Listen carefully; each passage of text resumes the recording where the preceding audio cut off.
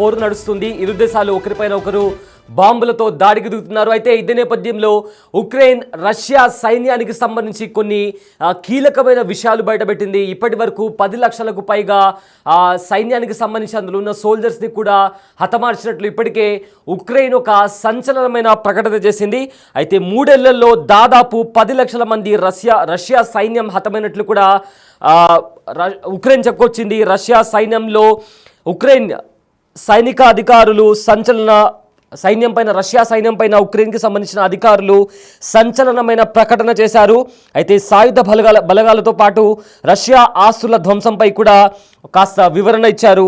అయితే 10,000కు పైగా యుద్ధ ట్యాంకర్లు, అదేవిధంగా 22,000కు పైగా మిలిటరీ వాహనాలను కూడా నాశనం చేస్తామంటూ కూడా ఒక ప్రకటన చేశారు. అయితే 28,000 ఫిరంగి ఆయుధాలు, 50,000కు పైగా ఇంధన ట్యాంకర్లను కూడా ధ్వంసం చేశామంటూ కూడా చెప్పుకొచ్చారు. ఇదే నేపథ్యంలో 1,400 రాకెట్లు, 1,100 వైమానిక రక్షణ వ్యవస్థను కూడా కుప్పకూల్చినట్లు కూడా ప్రకటించారు. 384 సాధారణ ప్లేన్లు, అదేవిధంగా 41 యుద్ధ విమానాలు రష్యా కోల్పోయినట్లు కూడా ఉక్రెయిన్ అధికారులు వెల్లడించారు.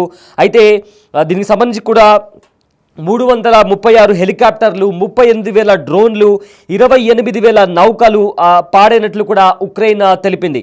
ఏదైతే ఉక్రెయిన్ ఇంకా రష్యా మధ్య కొనసాగుతున్న యుద్ధంలో రష్యా వైపున ఉక్రెయిన్ ఎంత నష్టం కలిగించింది అని చెప్తూ కూడా ఉక్రెయిన్ సైనికులకు సంబంధించిన అధికారుల ప్రతినిధి కొన్ని గణాంకాలను రిలీజ్ చేశారు. ఇందులో ఉక్రెయిన్కి సంబంధించిన యుద్ధ ట్యాంకర్లు కావచ్చు, ఫిరంగులు కావచ్చు, వార్ ఎయిర్ క్రాఫ్ట్స్, హెలికాప్టర్లు, సాధారణ ప్లేన్లు, ఇవన్నీ ఎంతవరకు వీళ్ళు ధ్వంసం చేశాము అన్నట్లు కూడా ఒక ప్రకటన రిలీజ్ చేశారు. ఇందులో 10,000కు పైగా యుద్ధ ట్యాంకర్లు ఉన్నాయి, 22,000కు పైగా మిలిటరీ వాహనాలను కూడా నాశనం చేసినట్టు వెల్లడించారు. అయితే ఈ గత 3 ఏళ్లలో దాదాపు 10 లక్షల మంది రష్యా సైన్యం హతమైనట్లు కూడా ఉక్రెయిన్ అధికారికంగా ప్రకటించింది.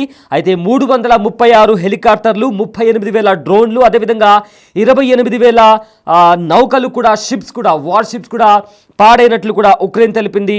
వీటన్నిటితో పాటు ఒక జలంతర్గామి ఏదైతే సబ్మెరైన్ ఉంటుందో దాన్ని కూడా నాశనం చేశామంటూ కూడా ఉక్రెయిన్ చెప్పుకొచ్చింది. ఈ 3 ఏళ్లలో విడతల వారీగా 9,90,800 మంది రష్యా సైనికులు చనిపోయినట్లు కూడా ఉక్రెయిన్ ప్రకటించింది. కేవలం గడిచిన 24 గంటల వ్యవధిలో 1,100 మంది రష్యా సైన్యాన్ని మట్టుబెట్టినట్లు కూడా ఉక్రెయిన్ వెల్లడించింది. సో గడిచిన 24 గంటల్లోనే 1,100 మంది రష్యాకి సంబంధించిన సైన్యాన్ని మట్టుబెట్టినట్లు ఉక్రెయిన్ ప్రకటించింది. అయితే గడిచిన 4 రోజుల్లో యుద్ధానికి సంబంధించి ఆ తీవ్రత మరింత ఎక్కువైంది. ఎప్పుడైతే ఉక్రెయిన్ దాడికి పాల్పడిందో అప్పటి నుంచి ఈ 2 దేశాల మధ్య కూడా ఏదైతే హై టెన్షన్ వాతావరణం అనేది తారాస్థాయికి చేరింది.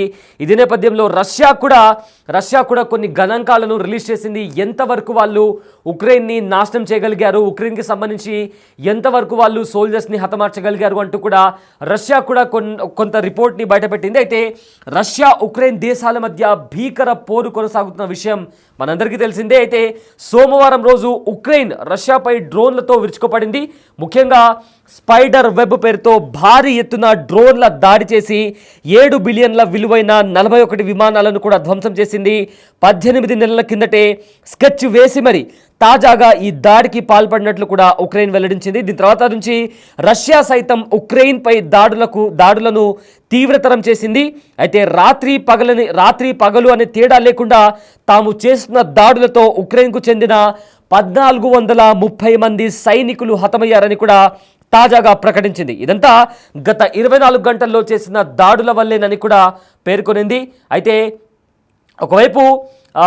ఒకవైపు రష్యా ఉక్రెయిన్ దేశాల మధ్య శాంతి ఒప్పందం గురించి చర్చలకు సన్నాహాలు సాగుతుండగా మరోవైపు ఇరు దేశాల మధ్య తీవ్ర ఉద్రిక్తత పరిస్థితులు కొనసాగుతున్నాయి. సోమవారం రోజు ఉక్రెయిన్ రష్యా పైన పెద్ద ఎత్తున డ్రోన్ దాడులకు పాల్పడగా ఉక్రెయిన్ సైతం అదే స్థాయిలో ప్రతి దాడులు చేస్తోంది. అయితే గత 24 గంటల్లోనే ఉక్రెయిన్పై తమ బలగాలు చేసిన దాడుల్లో 1,430 మంది సైనికులు, మళ్ళీ చదువుతున్న నెంబర్ మళ్ళీ వినండి, 1,430 మంది సైనికులు ప్రాణాలు కోల్పోయినట్లు కూడా తాజాగా రష్యా రక్షణ శాఖ మంత్రిత్వ శాఖ ప్రకటించింది. కీవ్లో డ్రోన్లు, క్షిపణులు, సాయుధ పోరాట వాహనాలు, అదేవిధంగా ఫిరంగి తుపాకులను కూడా ధ్వంసం చేశామని కూడా చెప్పింది. అయితే మరోవైపు గత 3 ఏళ్లుగా జరుగుతున్న యుద్ధంలో తమ సైన్యం దాదాపు 1 మిలియన్ రష్యన్ సైనికులను హతమార్చిందని ఉక్రెయిన్ ప్రకటించింది. యుద్ధంలో మొత్తంగా 9,90,800 మంది రష్యా సైనికులు చనిపోయారని, అందులో 1,100 మంది సైనికులు గత 24 గంటల్లోనే ప్రాణాలు కోల్పోయారని ప్రకటించింది.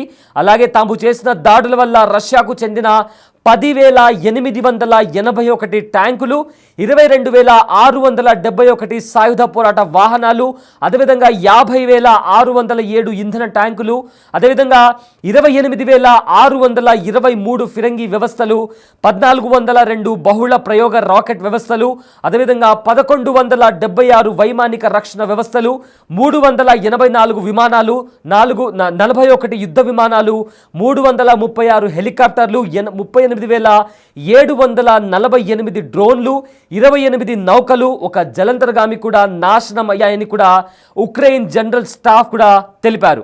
అయితే సోమవారం రోజే రష్యా ఉక్రెయిన్ మధ్య టర్కీలో ఇస్తాంబుల్ సిరాగన్ ప్యాలెస్లో చర్చలు జరిగాయి. టుర్కీ విదేశాంగ శాఖ మంత్రి హకన్ ఫిదన్ అధ్యక్షతన జరిపిన ఈ సమావేశంలో కాల్పుల విరమణ ఒప్పందం గురించి కూడా మాట్లాడారు. కానీ బయటకు వచ్చిన తర్వాత దీని గురించి ఎలాంటి విషయం కూడా వెల్లడించలేదు. దీన్ని బట్టే ఇరు దేశాల మధ్య ఎలాంటి ఒప్పందం కుదరలేదని కూడా చాలా స్పష్టంగా అర్థమవుతుంది. సో ప్రజెంట్ ఇది పరిస్థితి. ఉక్రెయిన్ ఇంకా రష్యా మధ్య కొనసాగుతున్న యుద్ధ నేపథ్యంలో ఇరు దేశాలు ఎవరికి ఎంత నష్టం జరిగిందనేది కూడా బయటపెట్టాయి. అయితే ఉక్రెయిన్ రష్యా పైన వాళ్ళు చేస్తున్న దాడిలో ఎంతమంది సైనికులను హతమార్చగలిగారు, అదేవిధంగా రష్యాకు ఎంతవరకు నష్టం కలిగింది అని కూడా ఉక్రెయిన్ బయటపెడితే, మరోవైపేమో రష్యా కూడా తాము దాడి చేసిన దాడుల్లో ఉక్రెయిన్కి ఎంతవరకు నష్టం కలిగింది, ఎంతవరకు వాళ్ళు ఉక్రెయిన్ పైన పై చేయి సాధించగలిగారు, ఎన్ని మిసైల్స్ను, ఎన్ని డ్రోన్స్ను, ఎన్ని యుద్ధ విమానాలను, యుద్ధ నౌకలను కూడా నాశనం చేయగలిగారు అనేది కూడా వాళ్ళు చెప్పడం జరిగింది. సో మొత్తం మీద రష్యా ఉక్రెయిన్ మధ్య భీకర పోరు కొనసాగుతున్న సంగతి మనందరికీ తెలిసిందే.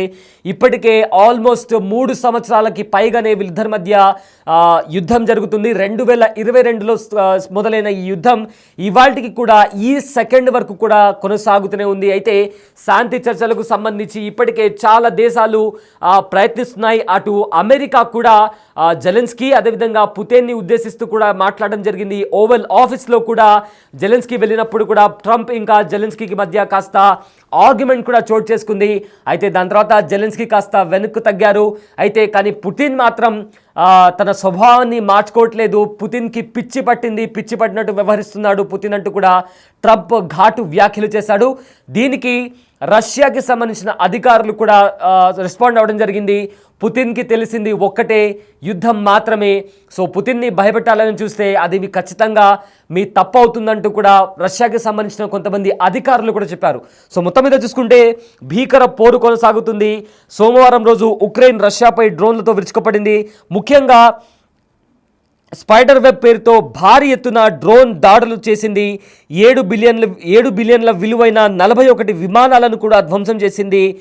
18 నెలల కిందట స్కెచ్ వేసి మరీ తాజాగా ఈ దాడికి పాల్పడినట్లు కూడా ఉక్రెయిన్ వెల్లడించింది. దీని తర్వాత నుంచి రష్యా సైతం ఉక్రెయిన్పై దాడులను తీవ్రతరం చేసింది. అయితే రాత్రి పగలు అనే తేడా లేకుండా తాము చేస్తున్న దాడులతో ఉక్రెయిన్కు చెందిన 1,430 మంది సైనికులు హతమయ్యారని కూడా తాజాగా రష్యా ప్రకటించింది. ఇదంతా గత 24 గంటల్లో చేసిన దాడుల వల్లేనని కూడా పేర్కొంది.